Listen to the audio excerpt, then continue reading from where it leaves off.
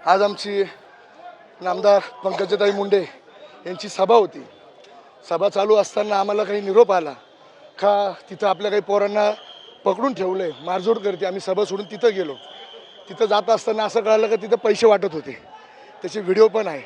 आणि आम्ही तिथं पोचत नाही तर तिकडनं काही गुन्हेगार पार्श्वभूमीचे सगळे गुन्हेगार आले। पहिली गोष्ट तर मी तिथला व्हिडिओ पण देतो, मी फुटेज काढायला लावले।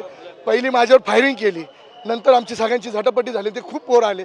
आमची पळापळ झाल्यानंतर माझा लहान भाऊ प्रदीप चव्हाण ह्याच्यावर त्यांनी चाकूने हल्ला केला आणि हवेत सुद्धा एक गोळीबार केला। त्याचे पण व्हिडिओ आम्ही काढायला पाठवलेला आहे, त्याचे व्हिडिओ येतील।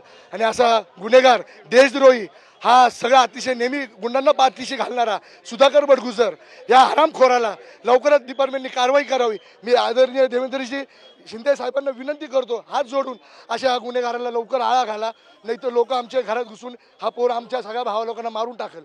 आता बघितलं असेल तर पनवेलहून सगळे गुन्हेगार त्यांनी आणलेले, तुम्हाला ते व्हिडिओ देतो। सगळे मुंबईच्या गाड्या, पनवेलचे गुन्हेगार आहे, हर्षा बडगुजर त्याच्या बायकोबरोबर ते गुन्हेगार फिरतायत। आणि आपले पोलीस प्रशासन काय करत आहे? आता इथं पोलीस स्टेशनला आल्यानंतर जेवढे तडीपार केलेले गुन्हेगार आहे सगळे पोलीस स्टेशनला होते, त्यांचं फुटेज काढा पोलिसांचं।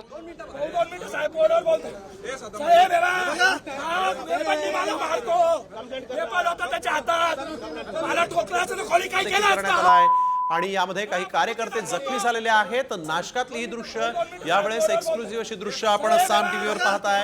नाशिकमध्ये 2 गटात राडा झालेला आहे। भाजपचे कार्यकर्ते आणि ठाकरे गटाचे कार्यकर्ते आमने सामने आले।